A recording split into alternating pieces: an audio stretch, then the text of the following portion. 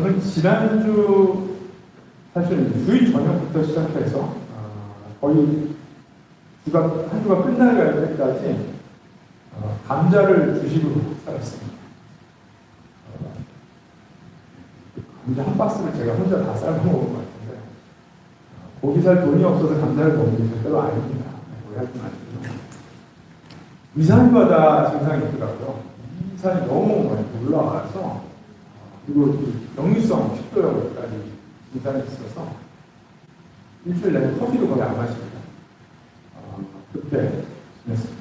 목구멍하고 가슴이 너무 따갑더라고요. 스트레스 주지 마세요. 예배의 자리에 있어야 될 분들이 안 보이면 목사님 그게 최고 스트레스예요. 그래서 일단 위가 별로 부담을 안 느끼는, 위에 부담이 없는 음식 찾아보니까 감자를 삶아 먹고 다시마 물 끓여 먹고 하는 도움이 된다. 그래서 실제로 그렇게 했더니 놀랍게도 호전이 되더라고요. 그래서 오늘 아침에 또 커피를 마셨습니다. 그러면서 한 주를 그렇게 보내면서 생각을 했어요. 우리가 건강하게 살기를 원한다. 건강하게 살려면 음식이 들어가서 소화가 돼야 되는데 음식을 소화시키기 위해서 위액이라는 것은 꼭 필요한 것입니다. 없어서는 안 되는 것입니다. 그런데 이게 적절한 때에 적절히 분비되어야 되는 것이 너무 과하게 나오니까 좋지 않구나. 뻔히 아는 이야기고 저도 알던 이야기지만 새롭게 다가왔습니다. 그런 관점으로 보면 모든 것이 그렇죠. 우리가 세수하기 위해서 수도꼭지를 틀었는데 물이 폭포수처럼 쏟아집니다. 세수를 할 수 없을 뿐더러 물값만 많이 나오고 물 치우는데 애만 쓰겠죠. 물을 내가 쓰고 싶은 만큼 적절하게 나와야 내가 물을 사용하는 거죠. 한 끼 식사로 아무리 맛있는 것을 차려놨다고 해도 그걸 내가 소화할 수 있을 만큼 먹어야지. 소화도 할 수 없을 정도로 과하게 음식을 입으로 집어넣으면 그건 결코 음식을 풍성하게 누리는 것이라고 말할 수는 없을 것입니다. 힘이라는 것은 있어야 되죠. 근육의 힘뿐만 아니라 우리가 살아가면서 얻는 힘들도 마찬가지입니다. 적절하게 사용할 줄 알면 너무 좋은 것이고 필요한 것이지만 힘을 적절하게 사용할 줄 모르는 그런 지혜 없는 사람에게 과분한 힘이 주어지면 어떻게 되죠? 전쟁이 뭐라고 좋을 게 하나도 없어. 동의하시죠, 여러분? 지금까지 위산도 그렇고요, 수도물도 그렇고요, 힘도 그렇고요, 음식도 그렇고 다 그렇지 않습니까? 돈은 어떻습니까? 돈은 많을수록 좋은 거 아닌가요? 돈도 마찬가지입니다. 돈을 지혜롭게 관리할 줄 아는 사람에게 적절한 양의 돈이 주어졌을 때 그 돈의 가치를 풍성하게 누릴 수 있는 것이지 그냥 많다고 좋은 것은 아닙니다. 그런데 우리는 다른 것에 대해서는 그렇지라고 생각하면서 돈에 관해서는 많을수록 좋다고 생각하지 않습니까? 그만큼 우리가 돈을 필요 이상으로 의지하고 신뢰한다는 것을 반증하는 증거가 될 것 같습니다. 우리 크리스천들은요, 하나님께서 우리에게 맡기신 자원들을 넉넉한 마음으로 드리고 나눌 수 있어야 합니다. 아멘이시죠? 우리 크리스천들은 하나님께서 맡기신 자원, 돈과 에너지와 시간, 이 세 가지를 넉넉한 마음으로 드리고 나눌 수 있어야 합니다. 성경은 이것을 우리에게 가르칩니다. 그런데도 우리는 돈이 많을수록 좋다고 생각하는 연약한 사람들입니다. 그래서 우리의 삶을 풍성하게 하는, 참된 의미에서 우리의 삶을 풍성하게 하는 드림과 나눔을 어떻게 해야 되는 것인지 우리 고린도후서 9장 말씀을 통해서 그 원리와 비결을 함께 살펴보도록 하겠습니다. 고린도후서 9장 1절부터 15절까지 말씀인데 말씀 본문이 좀 긴데 그래도 한 번에 쭉 읽고 나서 그 말씀의 의미를 새겨보도록 하겠습니다. 제가 읽어드리겠습니다. 유대에 있는 성도들을 돕는 일을 두고 나는 더 이상 여러분에게 글을 써보낼 필요가 없습니다. 여러분의 열성을 내가 알고 있기 때문입니다. 나는 마케도니아 사람들에게 아가야에서는 지난해부터 준비가 되어 있다 하고 자랑하고 있습니다. 여러분의 열성을 듣고서 많은 사람이 분발하였습니다. 내가 이 형제들을 보낸 것은 우리가 이 일로 여러분을 자랑한 것이 헛된 말이 되지 않게 하려는 것이고 내가 말한 대로 여러분이 준비하고 있게 하려는 것입니다. 오늘 이 본문은 사실 고린도후서 8장에서부터 시작되는 그 드림과 나눔에 관련된 본문이거든요. 8장을 읽어드리지 않았지만 바울이 고린도 교회에 가기에 앞서서 미리 형제들을 보낸다라는 것을 지금 언급하고 있는 것입니다. 4절 혹시 마케도니아 사람들이 나와 함께 그리로 가서 여러분이 준비하고 있지 않은 것을 보게 되면 여러분은 말할 것도 없고 우리가 이런 확신을 가진 것 때문에 부끄러움을 당하지 않을까 하고 염려합니다. 그러므로 나는 그 형제들에게 청하여 나보다 먼저 여러분에게로 가서 여러분이 전에 약속한 선물을 준비해 놓게 하는 것이 필요하다고 생각하였습니다. 이렇게 해서 이 선물은 마지못해서 내는 것이 아니라 기쁜 마음으로 마련한 것이 됩니다. 요점은 이러합니다. 적게 심는 사람은 적게 거두고 많이 심는 사람은 많이 거둡니다. 각자 마음에 정한 대로 해야 하고 아까워하면서 내거나 마지못해서 하는 일은 없어야 합니다. 하나님께서는 기쁜 마음으로 내는 사람을 사랑하십니다. 하나님께서는 여러분에게 온갖 은혜가 넘치게 하실 수 있습니다. 그러므로 여러분은 모든 일에 언제나 쓸 것을 넉넉하게 가지게 되어서 온갖 선한 일을 얼마든지 할 수 있습니다. 이것은 성경에 기록한 바 그가 가난한 사람들에게 아낌없이 뿌려주셨으니 그의 의가 영원히 있다 하는 것과 같습니다. 심는 사람에게 심을 씨와 먹을 양식을 공급하여 주시는 하나님께서 여러분에게도 씨를 마련하여 주시고 그것을 여러 갑절로 늘려주시고 여러분의 의의 열매를 증가시켜 주실 것입니다. 하나님께서 여러분을 모든 일에 부요하게 하심으로 여러분이 후하게 헌금을 하게 될 것입니다. 우리가 여러분의 헌금을 전달하면 많은 사람이 하나님께 감사를 드리게 될 것입니다. 여러분이 수행하는 이 봉사의 일을 성도들의 궁핍을 채워줄 뿐만 아니라 많은 사람들로 하여금 하나님께 감사를 넘치게 드리게 할 것입니다. 여러분은 이 봉사의 결과로 그들은 하나님께 영광을 돌릴 것입니다. 그것은 여러분이 하나님께 순종하여 그리스도의 복음을 고백하고 또 그들과 모든 다른 사람에게 너그럽게 도움을 보낸다는 사실이 입증되었기 때문입니다. 그들은 또한 여러분에게 주신 하나님이 넘치는 은혜 때문에 여러분을 그리워하면서 여러분을 두고 기도할 것입니다. 말로 다 형언할 수 없는 선물을 주시는 하나님께 감사합니다. 아멘.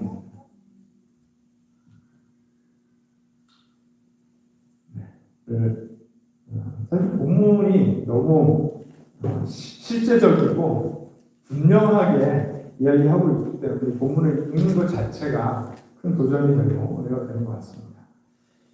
바울이 이 고린도 교회에 당부하고 있는 이 말씀의 내용은 우리에게 크리스찬들의 드림과 나눔의 동기, 그리고 모티베이션이 무엇인지를 이야기해 주는데요. 그것이 감사와 기쁨이라고 이야기합니다. 스크린을 띄우실 필요도 없고 3절, 5절, 7절 말씀을 각각 보면요. 거기에 준비되어 있어야 됩니다. 그리고 기쁨으로 마련한 것이 되어야 됩니다. 마음에 정한 것이어야 되고 기쁜 마음으로 내는 것이 되어야 됩니다. 이렇게 이야기하고 있습니다. 여러분, 누군가에게 내 자원, 내 에너지와 시간과 돈, 이 세 가지를 나누는 것은 뭘 의미하냐 하면 아주 프랙티컬하게는요, 내가 가지고 있던 100%에서 뭔가가 떨어져 나가는 것을 의미합니다. 차감되는 것을 의미합니다. 그래서 내가 쓸 것이 줄어드는 것을 의미합니다. 그걸 감사하고 기뻐하라고 이야기하는 이 성경의 메시지는요, 세상 사람들의 기준으로 보면 말도 안 돼요. 되게 심플하죠. 하나님께 드리는 것이나 우리의 이웃들과 나누는 것, 내 자원을 나누는 것은 내가 쓸 수 있던 것 100%에서 뭔가가 떨어져 나가는 것을 의미해요. 이걸 막연하게 아름답게 추상적으로 아무리 포장해도 그 사실은 변하지 않습니다. 떨어져 나가요. 쓸 것이 줄어듭니다. 그런데 그것을 기뻐하고 감사하라고 당부하는 바울의 이 말은 세상이 보기에는 얼토당토합니다. 그런데 오늘 말씀은 우리에게 그렇게 드리고 나누는 것을 감사함과 기쁨으로 할 수 있어야 된다, 이렇게 이야기를 합니다. 무슨 근거로 세상이 볼 때는 그렇게 말도 안 되는 이야기를 떳떳하게 하는 것이죠.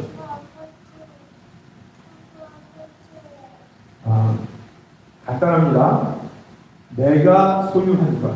그러니까 고린도 교회 입장에서는 하나님께서 고린도 교회 교인들이 가지고 있는 그들에게 주신 것, 또는 내 기준으로 보면 하나님께서 나에게 주신 것, 맡기신 것이 내 것이 아니고 하나님의 것이라는 생각만 있어요.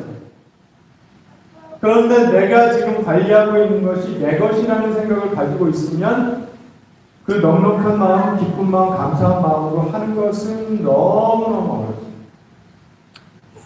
몰라요. 그냥 선한 일을 해야겠다라는 생각에서 어려운 사람들이 있으면 좀 도와줘야지 하는 그 뿌듯한 마음을 가져볼 수는 있지만, 여러분 신앙생활 해보셔서 아시겠지만요, 신약의 교회에서 지난 2000여 년 동안 보편타당하게 가르치고 주지해온 헌금 생활의 원리는 일단 11조를 기본으로 하면서 그 밖에 필요에 따라 다른 헌금들을 드리고 나누자, 이것이었습니다.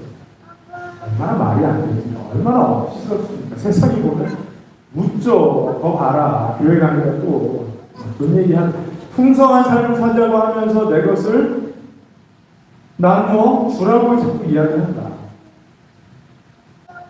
전 세계의 복음주의 리더들 그리고 복음주의 교회들이 모여서 연합해서 하는 선언 같은 약속이 있어요. 1974년도에 노젠 그 약속에서 시작해서 그 이후로 교회는 계속해서 그 약속들을 업데이트하면서 해나오고 있습니다. 우리를 대표해서 그런 약속들을 하는 것이죠. 거기에 뭐라고 약속하게 하면, 하나님께서 맡기신 것들을 관리하는 사람의 입장, 그 청지기 직분, 매니저의 입장에 대해서 이렇게 약속합니다. 이 땅에 스크린 없으니까 제 말을 잘 들으셔야죠. 이 땅에 유한한 자원을 아껴 쓰지 못하고 그 자원을 충분히 개발하지도 못하고 그것을 공정하게 배분하지도 못함으로써 청지기직을 신실하게 수행하지 못한다면 그것은 하나님께 불순종하는 것이며 그들을 향한 그분의 뜻에서 사람들을 멀어지게 하는 일이다. 나로서 끝나는 일이 아니라 내가 자원관리 잘못한 것 때문에 사람들을 복음에서 하나님에게서 멀어지게 하는 결과를 낳는다는 것이죠. 그러므로 우리는 만물의 주인 되시는 하나님을 영화롭게 하기로, 그것을 목적으로 우리는 청지기이지 우리가 지닌 땅이나 재산의 소유자가 아님을 기억하기로, 그것들을 다른 사람을 섬기는 데 사용하기로, 또 착취당하는 가난한 이들과 자신을 지키지 못하는 힘없는 이들의 정의를 추구하기로 결단한다. 청지기 직분의 포커스는 하나님의 영광을 드러내며 타인을 섬기는 데 있지 그 자원을 나 중심적으로 사용하는 데 있지 않다라는 사실을 이야기하고 있습니다. 그런데 여러분, 세상이 우리 뒤에 날마다 순간마다 속삭이는 것은 무엇입니까? 나에게서 없어요. 세상에 그런 억지가 어딨니? 당신이 열심히 일해서 번 돈이니 전적으로 당신을 위해서 사용하라. 당신에게 충분히 그럴 만한 자격이 있다라고 속삭이지 않습니까? 여러분, 열심히 일하시죠? 일하고 계시죠? 열심히 하지 않았다는 것은 아닙니다. 다 열심히 하고 있습니다. 그런데 우리에게 그렇게 열심히 일할 수 있는 환경을 제공해 주신 분은 하나님이시라는 것을 우리는 믿는 사람들이잖아요. 우리가 선택해서 1970, 80년대에 한국 땅에서 태어난 사람들이 아닙니다. 또 우리가 선택해서 어쩌면 미국이라는 곳에 이민을 와서 살고 있는데 미국이 이렇게 부강한 나라가 되도록 하신 분은 하나님이시라는 것을 믿는 사람입니다. 부강한 이유가 어디에 있다고 믿느냐? 열심히 일 안 했다는 것이 아닙니다. 그러나 하나님의 섭리가 있기 때문에 그렇게 일하신다는 것을 믿는 사람입니다. 여러분, 누가 에너지를 주십니까? 누가 호흡할 수 있는 공기를 주십니까? 누가 생각할 수 있는 지혜를 주십니까? 이 땅에 어떤 철학과 이념과 사상들이 자리 잡을 수 있도록 허락하시는 분이 누구이십니까? 누가 여러분의 삶에 균등한 기회가, 비교적 균등한 기회가 주어지도록 허락하십니까?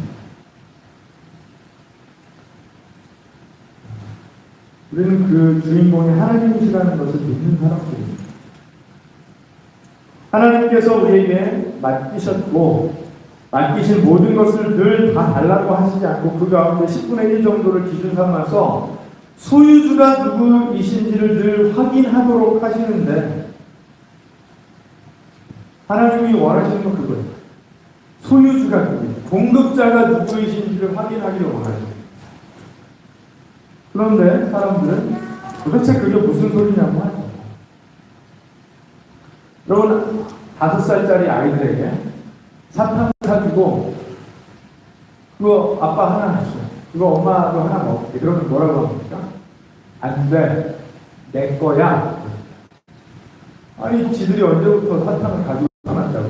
다 엄마 아빠가 사주는 거죠. 그렇죠? 그런데 손에 쥐는 순간 안 돼, 내 거야. 주머니에 들어가면 절대로 안 와. 장난감을 사달라고 해서 장난감을 사줬더니 그걸 형제들과 같이 갖고 놀아. 그러면 안 돼, 내 거야. 여러분, 5살짜리 수준은 그래요. 5살짜리. 그런데 돈에 대하여 우리가 가지는 태도가 5살짜리 그것과 조금 비슷하지 않습니까? 내 돈, 내 시간, 내 에너지, 이건 내 거야. 머리로는 하나님께서 우리에게 맡기셔서 관리하게 하신 것이라는 사실을 동의하지만 결국 그걸 사용하는 순간에 있어서는 내 믿음이 대단해서 헌금하는 거야, 이 돈은 내 거야, 내 시간이야, 내 에너지야, 이렇게 생각합니다. 세상이 그것을 우리 귀에 순간만 흡수합니다.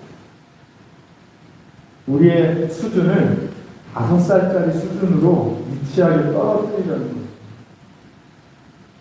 13절 말씀 보면 바울은 이렇게 이야기를 합니다. 자원을 후하게 드리고 나누는 일을 통해서 그리스도의 복음을 진실히 믿고 하나님께 순종하는 것과 모든 사람을 너그럽게 섬긴다는 사실이 입증된다고 이야기합니다. 입증이 된대요. 무엇이 입증된다는 것이죠? 여러분이 하나님을 사랑하고 하나님을 순종하고 하나님 믿는 사람들이라는 것을 입증한다는 거예요. 거꾸로 말하면 어떻게 됩니까? 의사님이 하나님 향한 우리의 믿음을 입증하지 못할 때도 많다 이야기하는 거예요. 우리가 하나님의 그 후하신 은혜를 경험한 사람들이라면, 그래서 거듭난 사람들이라면 그것을 입증할 수 있는 가장 확실하고 구체적인 방법은 우리의 자원을 하나님께 드리고 우리 이웃들과 나누는 것이라고 바울은 말하는 것입니다. 이것은 종교인들이 하는 헌금과는 다른 것이죠.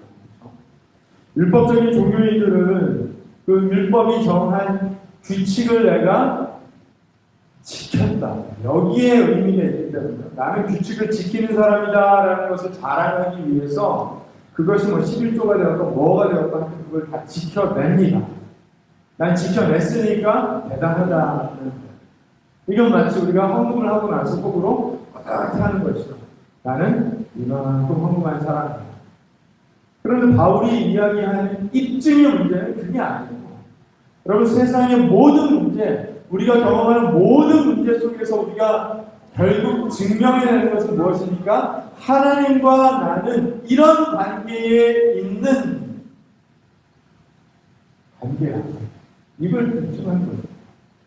하나님은 나를 자녀 삼으셨어. 나는 하나님의 자녀야. 나는 하나님의 백성이야. 나는 그리스도 예수의 제자야. 이거거든요. 내가 문제를 직면할 때 내가 하나님을 어떻게 예배하고 있는지, 나 하나님 믿고 있는지 믿지 않고 있는지, 하나님과 연결되어 있는지 끊어져 있는지, 이게 다 드러나는 것이기 때문에 헌금의 문제, 나눔의 문제, 드림의 문제도 동일하다는 거죠. 그래서 종교인들이 헌금을 하면서 규칙을 지켰기 때문에 이것은 궁극적으로 나를 뿌듯하게 하는 것, 즉 하나님과 나는 거래를 하겠다는 그 태도와는 전혀 다르다는 것입니다. 거래의 동기, 트랜잭션의 동기는 무엇입니까? 언제나 나의 프로핏을 극대화하는 것이죠. 그렇죠? 그런데 드림과 나눔은 이득을 목적으로 하는 행위가 아니라 받은 것에 대한 감사와 기쁨의 표현, 반응해야 된다고 이야기하는 것입니다. 그리스도 안에서 거듭난 사람들은요, 하나님, 제가 가진 것은 모두 하나님의 것입니다. 제가 받은 구원은 세상 모든 것을 압도하고도 남는 가장 귀한 보물입니다. 그 보물을 저에게 주셨는데 제 것이라고 주장할 것은 아무것도 없습니다. 라고 고백하는 사람들입니다. 저에게 맡기신 시간과 에너지와 돈뿐만 아니라 저의 호흡 하나까지도 모두 하나님의 것입니다. 라고 고백하며 감사와 기쁨으로 나누는 사람들이 그리스도인들이라는 것입니다. 그래서 설교 황태자라고 불리는 찰스 스펄전 목사님 설교 중에 이런 예를 드셨다고 해요.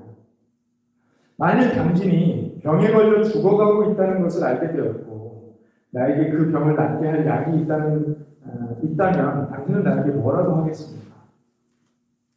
그 약을 사겠다고 할 것입니다. 그때 내가 당신이 그 약을 구입하려면 약값이 매우 비쌀 겁니다. 집도 팔아야 할 것이고 당신이 소장하고 있는 그 레코드판 컬렉션도 처분해야 할 것이고 아마도 당신이 가진 모든 것을 다 팔아야 될 것입니다. 라고 말했다고 합시다. 당신은 뭐라고 대답하겠습니까?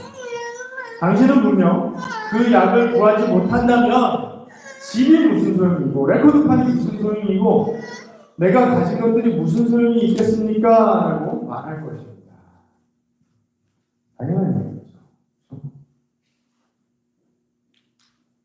여러분, 성경은 뭐라고 얘기합니까? 하나님의 나라는 밭에 숨겨진 보물과 같다라고 얘기하죠.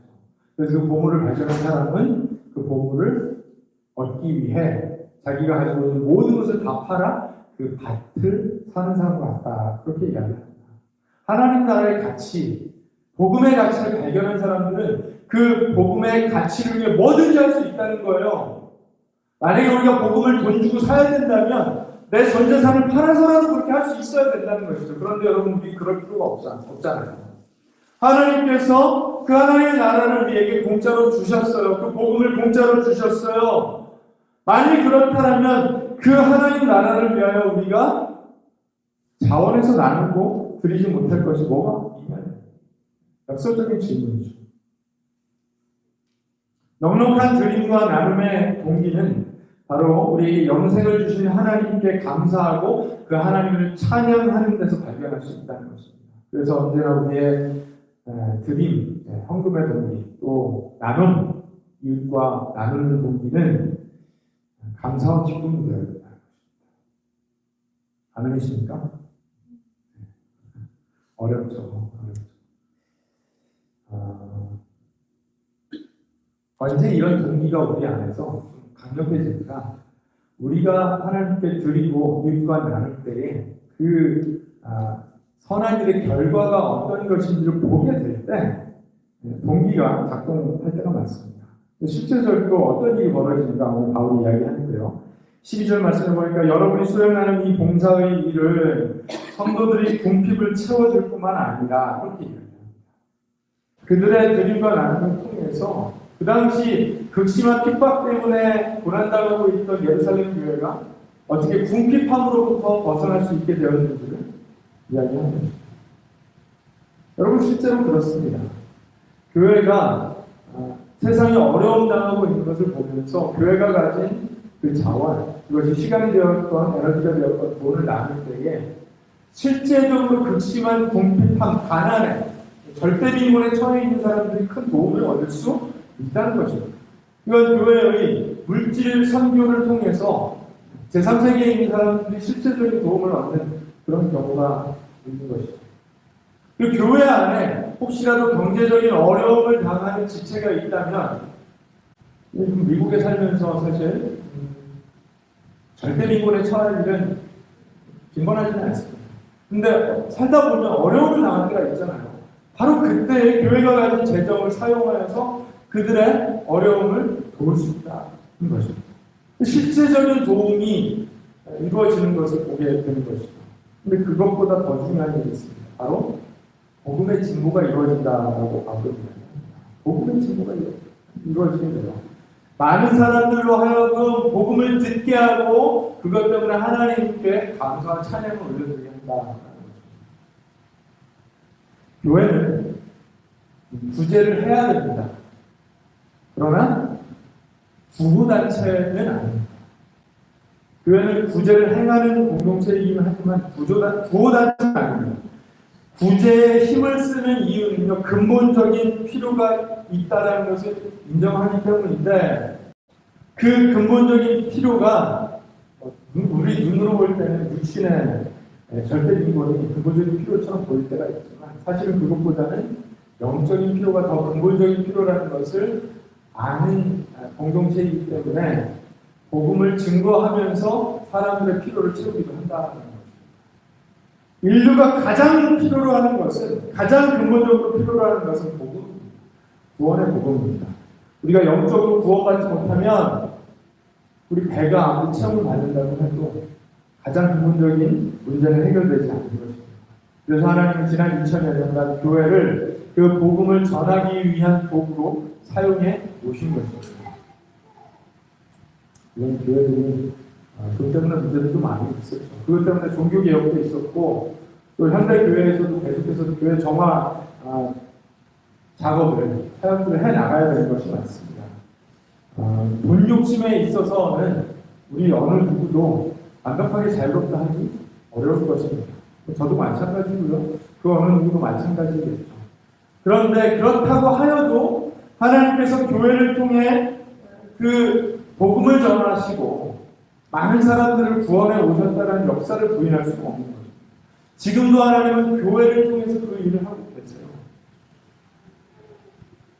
어려운 가운데 있었던 마게도냐 교회가 자기들도 어려웠지만 예루살렘 교회를 위해 헌금한 것도, 오늘 사도 바울이 고린도 교회에 이런 편지를 쓰고 있는 것 모두 교회를 건강하게 세우기 위함이었다. 교회가 건강해져야 그 교회를 통해서 하나님의 복음을 증거하는 일이 가능해지기 때문입니다. 앞으로도 하나님은 그렇게 하실 것이기 때문에 교회가 복음의 진보라는 가장 중요한 사명을 감당하기 위해서 교회에 속한 교인들이 건강한 헌금생활, 하나님께 드리고 이익과 나누는 그 삶은 여전히 강조될 수밖에 없는 것입니다. 우리가 헌금생활을 통해 복음이 진보되는 것만큼 중요한 가치가 없습니다. 충분히 있음에도 불구하고 수도꼭지를 틀면 폭포수가 나오기를 바라는 그런 이상한 열망처럼 돈은 많을수록 좋다고 생각한다면 우리는 돈에 대해서 이상한 생각을 하고 있습니다. 하나님이 원하시는 풍성함을 누리지 못할 생각을 하고 있는 것입니다. 여러분, 중세에 그 물질 때문에 교회가 타락했을 때 그 교회를 이제 재건하고 싶어서 개혁을 했던 그 중심에 마틴 루터가 있었죠. 사실은 종교개혁자라고 부르지만 기독교 개혁자라고 부르는 것이 더 맞을 것 같습니다. 이 마틴 루터가 그 재정을 사용하는 문제에 있어서 누구보다도 건강한 생각을 했었던 분이라고 여길 수 있을 것 같은데, 그분이 교회 헌금 사용 문제를 바로잡기 위해서 남긴 좋은 예가 있어서 제가 소개하고 싶습니다. 1523년에 라이스니히 시를 방문한 종교개혁자 마틴 루터가 이 라이스니히 교회의 헌금함에 보관하고 있었던 그 헌금을 어떻게 사용할지를 교회의 헌금함에 대한 규정이라는 글을 통해서 모든 교회들이 이를 본받도록 인쇄한다라고 밝히고 있습니다. 이 교회 헌금이 사용되는 범위는 이 라이스니히 교구의 경우에 그 교구에 한정되어 있다는 사실 원칙으로 하고 있습니다. 그러나 그리스도의 사랑이라는 관점에서 몇 가지 예외적인 조항이 있기도 합니다. 그래서 루터는 이 헌금이 사용되어야 할 곳들을 이렇게 이야기를 합니다. 1번, 루터가 한 얘기니까 시험 받지 말고 장 목사가 하는 얘기가 아니에요. 제가 인용하지만 종교개혁자 말씀 루터가 하는 얘기입니다. 목사를 위해서 연봉과 1년에 4차례의 보조금. 2번, 교회의 사찰을 위해서 연봉과 1년에 4차례의 보조금. 그 사찰이라는 것은 교회까지 건물을 이야기하는 것이고 그 건물을 관리하는 담당자가 있었던 것이죠. 그 담당자를 하이어해서 연봉을 주라는 것이죠. 그리고 1년에 4차례 보조금을 주라는 것이죠. 그리고 교회가 운영하고 있는 학교를 위해서 교사들이 사례비와 연봉과 1년에 4차례 보조금. 그리고 장애자, 병든 자, 가난한 사람들, 병과 노년으로 일할 수 없는 사람들을 위해서 10명의 위원들이 매주일 또는 부정기적으로 이와 같은 사람들을 돌본다. 이들이 살 수 있는 집, 옷, 먹을 것을 돌본다. 이렇게 함으로써 구걸 행위를 하는 것을 방지할 수 있다. 5번, 버려진 고아와 가난한 어린이들을 위해서 이들의 교육과 생계를 돌보아야 한다. 여러분 사실 지금 4번과 5번에 언급된 그 내용들이 앞에 이야기한 목사의 연봉, 교회 사찰을 관리하는 이런 것보다 훨씬 더 앞에 나와야 될 것 같지 않습니까? 그런데 마틴 루터가 그렇게 이야기하지 않은 것은 이게 좀 예민한 거예요. 목사의 연봉이 있어서 되게 예민한 이야기처럼 들리는데 그게 아니라 결국은 교회라는 공동체를 지키고 세우기 위한 이야기라는 것을 우리가 이해할 수 있는 거예요. 교회가 존재해야 할 수 있는 것들이 있기 때문에 교회의 교회됨을 지키기 위한 우선순위가 있다. 그렇게 이야기하는 거죠. 그리고 나서 6번에 보니까 구걸 못하는 가난한 사람들을 위해서 7번 나그네들을 위해서 8번 교회당 다리 목사관 학교 사찰 사택 구빈원의 건축과 유지를 위해서 9번 비축할 수 있는 목식들을 사드리기 위해서 이렇게 이야기하고 있습니다. 교회와 교회의 사역들이 잘 이루어져서 복음의 증거가 이루어지도록 헌금을 사용하는 것을 원칙으로 해야 된다라는 것을 잘 보여주는 예라고 생각을 합니다. 우리의 긍휼한 헌금 생활, 드림과 나눔을 통해서 우리 교회가 든든하게 서게 되고 교회 사역을 통해서 복음의 진보가 이루어진다면 하나님께서 우리에게 맡기신 소중한 자원인 우리 시간과 에너지와 돈을 하나님의 뜻에 맞게 사용할 때만 결과를 볼 수 있게 될 것입니다. 그래서 복음주의는 이렇게 언약을 하고 있습니다. 복음주의 언약 4번에 보니까 우리는 여행, 음식, 주거 비용을 최소한으로 하면서 교회 공동사업을 함께 추진할 방법들을 찾아야 한다. 참 와닿지 않는 일이죠. 아니 이걸 어떻게 교회 교인들에게 가르칠 수가 있어요? 여행, 음식, 주거 비용을 최소한으로 하면서 교회의 공동사업을 추진할 방법들을 찾아야 한다. 하나도 와닿지 않는데 세계교회의 리더들 복음주의 안에서 그걸 언약하고 있다는 것입니다. 우리는 교회의 공동사업을 함께 추진할 방법을 찾아야 한다. 교회와 선교단체들이 계획을 세울 때 선과 증거가 통합되어야 할 필요를 민감하게 인식하길 바란다. 그리스도께서 우리를 부르셔서 세상의 소금과 빛이 되어 사회의 부패를 막고 어두움을 밝히라고 하셨다. 우리의 빛은 빛나야 하고 우리의 소금은 짠 맛을 지녀야 한다. 새로운 공동체가 그 가치관과 기준과 삶에서 세상과 가장 분명하게 구별되어야 그 공동체는 이 세상에서 근본적인 매력적인 대안이 되고 그리스도를 위해 최고의 영향력을 발휘할 것이다. 구별이 안 되면 영향력이 없다는 것입니다. 우리는 교회들이 등신을 위해 기도하고 일하기로 약속한다. 이렇게 언약하고 있습니다. 대체 얼마나 많은 교회들이 이 약속에 동의하고 실감하면서 실천할 수 있는 것인지 쉽지 않습니다. 그런데 어쩌면 그만큼 우리가 하나님의 계획과 뜻에서 엇나가 있기 때문일지도 모른다는 생각도 듭니다. 그래서 오늘 말씀이 우리에게 가르치고 있는 하나님께서 만드신 자원을 구체적으로 사용하는 방법 5가지, 실질적인 5가지 제가 여러분과 나누려고 하는데, 첫 번째는 준비된 마음으로 나눠야 된다. 오늘 이야기는 준비된 마음. 우리가 집을 사거나 자동차를 구입할 때 그 계약 조건을 굉장히 신중하게 고민해서 따져보죠. 그렇죠? 집이나 자동차 같은 큰 구입을 하면서 그걸 계약 조건을 대충 살피는 사람은 없을 것입니다. 신중하게 고민해서 해야 되는데 하나님 앞에 나의 자원을 드리고 나눌 때도 그렇게 해야 된다는 거예요. 바울은 고린도 교인들에게 여러분 내가 갔을 때 그냥 주머니에서 그날 주머니에 있는 거 꺼내서 헌금하지 마세요. 이렇게 이야기해요. 미리 마음에 정해서 정한 대로 기쁜 마음으로 하세요. 이렇게 이야기합니다. 이건 고민해보라는 거죠. 준비하라는 것입니다. 왜요? 헌금을 얼마 했느냐보다 훨씬 더 중요한 것은 내가 하나님 앞에 드리고 나눌 때 그 부분에 진지했는가, 숙고가 있었는가 하는 것이 끝났습니다. 말씀드렸잖아요. 그런 모든 행위는 하나님과 나와의 관계를 입증하는 것이죠. 반영하는 것이죠. 그래서 내가 하나님께 진지하다면 드리고 나누는 행위 자연스럽게 진지할 수밖에 없다는 것입니다. 두 번째, 넉넉한 마음으로 해야 된다라고 얘기합니다. 6절과 7절 말씀을 보면요. 이렇게 말해요.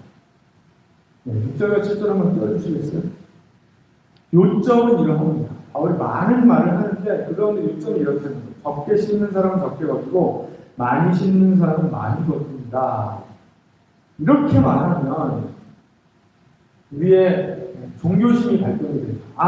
나는 많이 거두고 싶으니까 많이 뿌려야겠구나. 그냥 가볍게 읽으면 헌금을 하는 목표에 관하여 이야기하는 것 같지만 그렇지 않습니다. 이건 결과에 관해서 이야기하는 겁니다. 그 7절에 각자 마음에 정한 대로 해야 하고 아까워하면서 내가 마지못해서 하는 일은 없어야 합니다. 이건 동기에 관하여 이야기하는 거죠. 그렇죠? 하나님께서는 기쁜 마음으로 내는 사람을 사랑하십니다.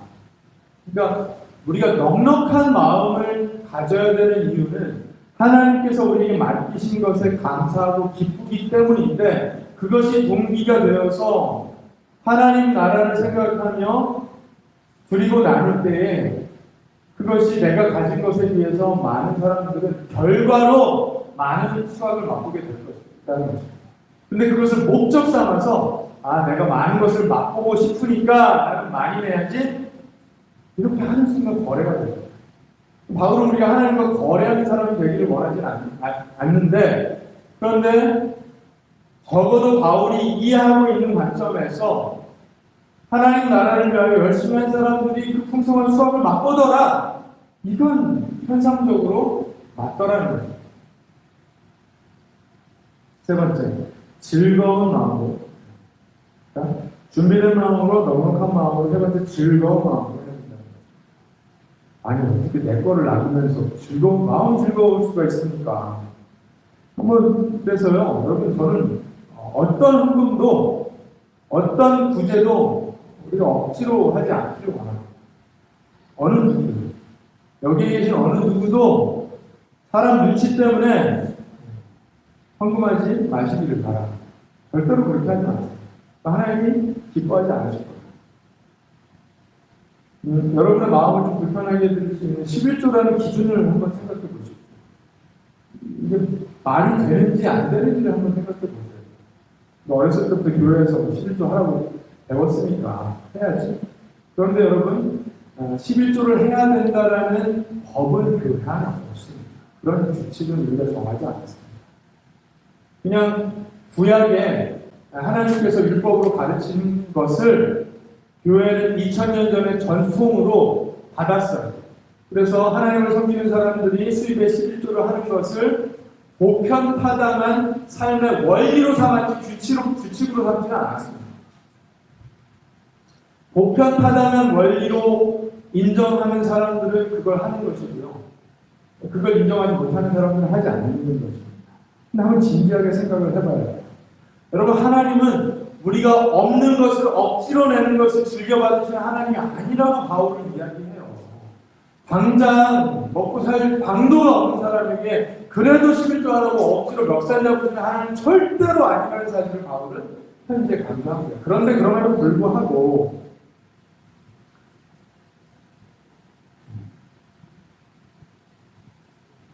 11조라는 그 교회가 2000년간 지켜온 보편타당한 원리가 말이 되는지 안 되는지는 한번 진지하게 생각해 봐야 됩니다. 경제 사정이 좋지 못해서 11조를 못하기 때문에 마음이 안타까운 것과 무슨 그런 말도 안 되는 규칙이 있어 라고 생각하는 것은 다릅니다. 그렇죠? 어려울 때는 못할 때도 있잖아요. 상황이 할 수 없는 거죠. 그렇게 생각하는 것과 11조라는 기준은 말 자체가 안 되니까 나는 절대로 안 할 거야 라고 생각하는 것은 다르다. 11조를 못하거나 안 하는 것 표면상으로는 비슷해 보이지만 그 동기가 전혀 다르다. 7절에 보면 각각 마음을 정한 대로 할 것이요 인색함으로나 억지로 하지 말지니 하나님은 즐겨내는 자를 사랑하십니다. 상황이 어려서 못하면 할 수 없는 거예요. 여러분, 거기에 죄책감이나 어떤 율법적인 의식을 가질 필요가 없다는 거죠. 그러나 내가 하나님을 사랑하는지, 하나님의 교회를 사랑하는지, 하나님의 나라를 위하여 살아가고 있는지는 늘 내 안에서 점검해야 된다. 네 번째, 사명을 다하는 마음을 해야 됩니다. 드리고 나누는 일이 하나님께서 나에게 맡기신 사명 가운데 하나라고 우리가 생각하는지 점검해봐야 돼요. 그래야 할 책임이 나에게 있다고 생각하는지 점검해봐야 됩니다. 하나님께서 구원하셔서 복음의 빚진 자인 나라는 사람이 청지기, 하나님께서 맡기신 자원들을 청지기로 감당할 사명을 가지고 나의 재정을 집행하고 있는지 생각해 봐야 합니다. 왜냐하면 하나님이 관심 있으신 것은 돈이 아니라 하나님을 믿는지 있기 때문에 그렇습니다. 5번 마지막인데요. 기대하는 마음. 거래에서 많은 어득을 있겠다는 목적이 아니라 기대가 있어야 되는데 어떤 기대가 있어야 되는데 파격적이라고 저는 생각합니다. 8절에 보니까요. 바울이 마치 허풍 떠는 것 같아요. 마치 허풍 떠는 것 같습니다. 하나님께서는 여러분에게 온갖 은혜가 넘치게 하실 수 있습니다. 그러함으로 여러분은 모든 일에 언제나 쓸 것을 넉넉하게 가지게 되어서 온갖 선한 일을 얼마든지 할 수 있습니다. 그러니까 뭔가 풍성한 것을 드러내려는 수식어들을 바울이 이 정도로 과하게 남발하는 것은 바울의 어떤 글에서도 찾아보기가 어려울 정도예요. 그렇죠? 그런데 여러분 잘 생각해 보십시오.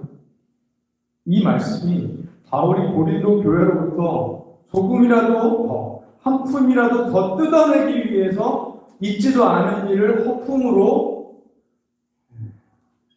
감언이설하는 말씀도 들리지는 않잖아요. 적어도 우리가 바울을 그렇게 믿지 않잖아요. 그렇게 믿는 분들은 어쩔 수 없어요.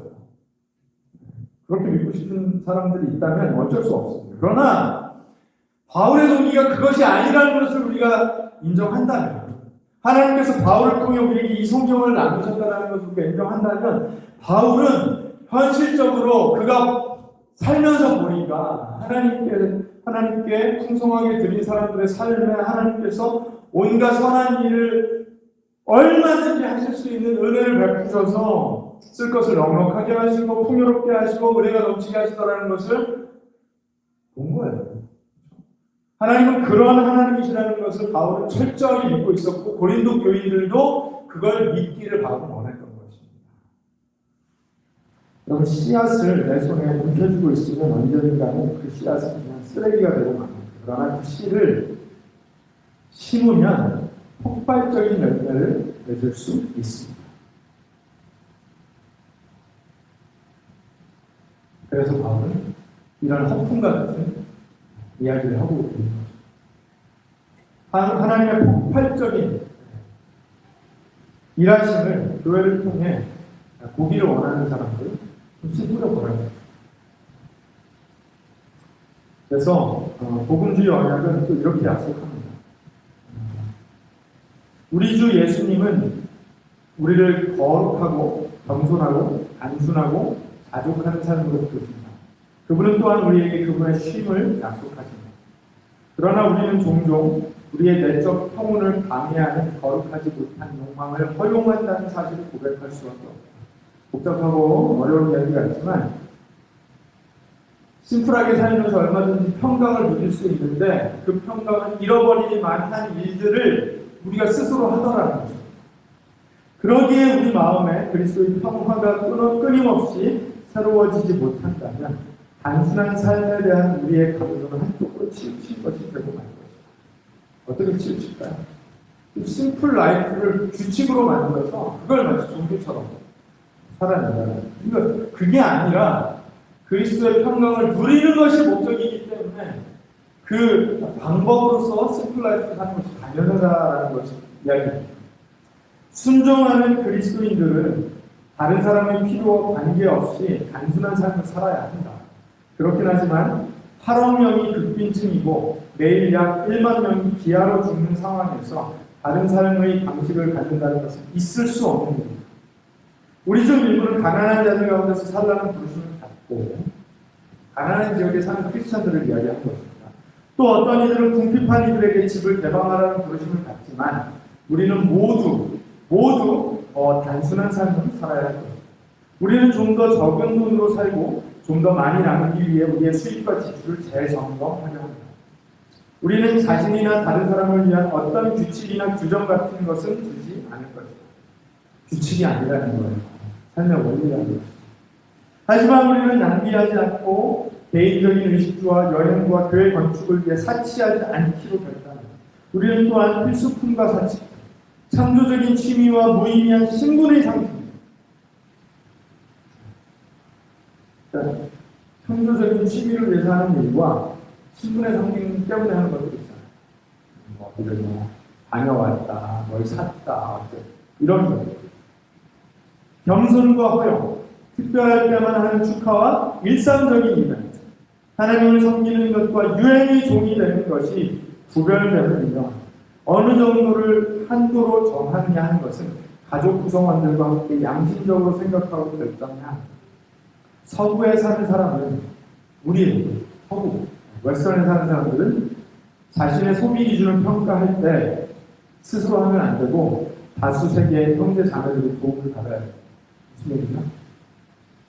미국을 기준으로 하지 말고 유럽을 기준으로 하지 말고 한국을 기준으로 하지 말고 전 세계 사람들이 어느 정도로 살고 있는지 도움을 받아야 된다는 기준을 잡을 때 다수 세계에 사는 사람은 자신 역시 탐심의 유혹에 노출되어 있음을 인정합니다.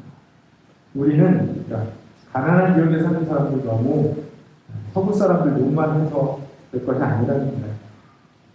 우리는 서로의 지식과 격려와 기도가 필요하다. 여러분, 그래서 우리도 이렇게 약속했습니다. 교회의 교인으로서 하나님과 서로에게 이렇게 약속을 했습니다. 주 안에서 형제 자매된 우리는 사랑으로 생각했습니다. 때를 따라 사랑과 관심으로 서로를 섬기며 믿음으로 건강하고 서로의 영적인 물질적인 필요를 채우는 데 힘쓰겠습니다. 우리는 서로의 행복에 기뻐할 것입니다. 또한 교우들의 아픔이나 슬픔을 나누며 겸손하게 기꺼이 서로의 짐을 나눠지겠습니다. 우리는 복음이 진보를 위하여 교회 운영, 구제, 복음 전도 및 선교 사역에 소요되는 자원을 적극적이고 자원하는 마음으로 드리겠습니다. 그래서 9가지의 약속 가운데 우리가 하고 있는 3가지의 약속이 직간접적으로 드림과 나눔에 관련된 약속입니다. 그 정도로 공동체의 일원으로서 교인으로서의 삶을 살아가기 위해서 이게 자원을 드리고 나누는 문제가 중요하기 때문에 그렇습니다. 사랑하는 여러분, 제가 언제나 드리는 이야기지만 헌금의 문제, 드림과 나눔의 문제는 돈 문제이기 이전에 믿음의 문제. 하나님의 긍휼하심을 우리가 정말로 믿는지가 나타나는 현장입니다. 저와 여러분이 하나님의 넉넉한 마음을 가슴에 품고 복음이 필요한 사람들을 넉넉한 마음으로 바라보며 지속적이고 파격적으로 하나님께서 맡기신 자원을 사용할 때에 복음의 진보가 이루어지고 하나님의 나라가 우리 가운데 구체적이고 현실적으로 임할 것입니다. 하나님께서 저와 여러분 긍휼한 마음으로 넉넉한 마음으로 하나님께 드리는 모든 자원을 귀한 씨앗으로 사용해 주실 거라고 믿습니다. 우리는 바로 그 일을 통해 상상도 할 수 없었던 귀한 일들을 우리의 그 소박한 자원으로 이루어 갈 것입니다. 사랑하는 여러분, 하나님은 우리를 사랑하십니다. 우리가 쓸 것은 넉넉하게 공급해 주십니다. 우리의 필요를 아십니다. 그런데 우리는 많은 경우 이상 바다를 원하고 있지 않습니다. 수도를 틀었을 때 폭포가 나오기를 원하고 있지 않습니다. 풍요로움을 누리는 풍성한 삶을 사는 비결은 결코 많은 것에 있다고 생각하지 않습니다. 오히려 하나님께 모든 것을 맡겨드리고 하나님께서 우리의 필요를 따라 공급하시는 경험, 하나님 나라를 위하여 그리고 나눌 때에 풍성함을 누리게 될 줄로 믿습니다. 그래서 그리스도를 믿으시는 여러분, 넉넉한 드림과 나눔을 통해 여러분의 삶이 풍성해지는 복을 많이 누리게 되시기를 예수님께서 기하시는 축원드립니다. 아멘.